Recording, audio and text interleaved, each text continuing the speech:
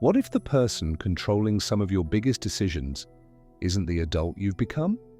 What if it's the child you used to be?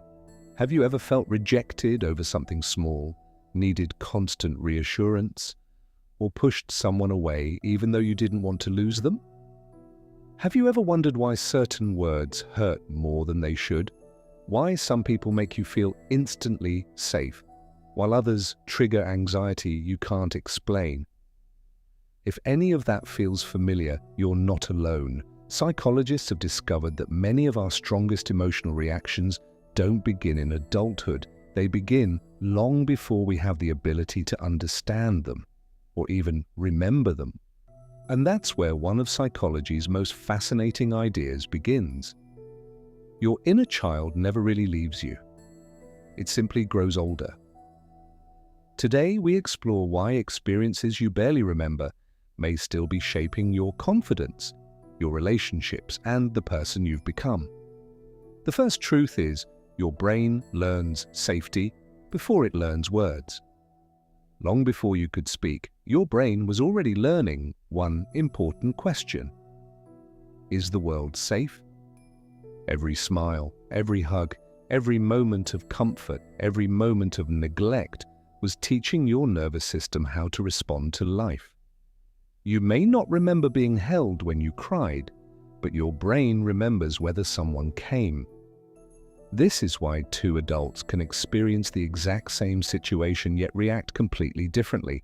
One sees criticism as helpful feedback, another hears the same words and immediately feels rejected.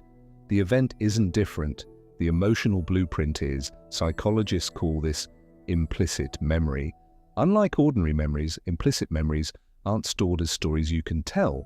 They're stored as emotional patterns, automatic reactions, and deeply learned expectations about yourself and other people. That's why your body sometimes reacts before your mind does. Someone raises their voice and your heart races. Someone doesn't reply to your message and you immediately assume you've done something wrong. Logically, you know these situations aren't dangerous, but emotionally, something much older has already taken over. The second truth is your inner child is not a memory, it's a pattern. Your inner child is the collection of emotional patterns your brain built during your earliest years. It's the part of you that still craves safety, fears abandonment, and remembers emotional pain without remembering the events that caused it. That's why adulthood doesn't erase childhood. It simply hides it beneath responsibilities, routines, and years of experience. Think about the last time someone disappointed you. Did your reaction match the situation, or did it feel much bigger? For many people, the pain isn't coming from the present. The present simply awakens something waiting beneath the surface for years. Psychologists call this emotional triggering. The current event becomes a doorway to an old wound, but your inner child doesn't only carry pain, it also carries joy, curiosity, creativity, and wonder. The same child who once believed anything was possible is still part of the person you are today. Many adults simply lose access to that part after years of stress, criticism, and emotional survival. The third truth is children don't learn who they are, they learn who they're told they are. Imagine hearing phrases like, "You're too sensitive," or "Why can't you be like your brother?" A child doesn't have the experience to question those words. They absorb them as truth. Over time, those repeated messages become part of their identity. This is why some people spend their entire lives trying to earn love they should never have had to earn.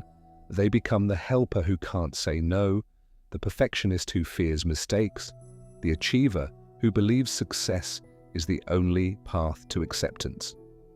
On the surface, these look like personality traits. Underneath, they are survival strategies learned in childhood. And here's the question most people never ask themselves. Are you living the life you truly chose, or the life your younger self believed was necessary to feel safe? The fourth truth is, healing begins when you recognize who's reacting. When your partner forgets something important, or your boss gives unexpected criticism, these can feel much bigger than they really are. because sometimes it isn't your adult mind reacting, it's your younger self trying to protect you from a pain it has felt before.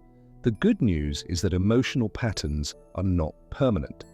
This ability is known as neuroplasticity, your brain's capacity to form new pathways throughout life. Every time you pause before reacting, every time you remind yourself, that was then, this is now, you're teaching your nervous system that the present is not the same as the past. Self-awareness doesn't erase painful experiences, but it changes your relationship with them. Instead of asking, "What's wrong with me?" you begin asking, "What happened to me?" That single shift replaces self-judgment with compassion. You stop seeing yourself as broken and start seeing yourself as someone whose mind learned to survive the only way it knew how. Your inner child isn't trying to ruin your life. It's trying to protect the life it once struggled to understand. So maybe the goal isn't to leave your inner child behind.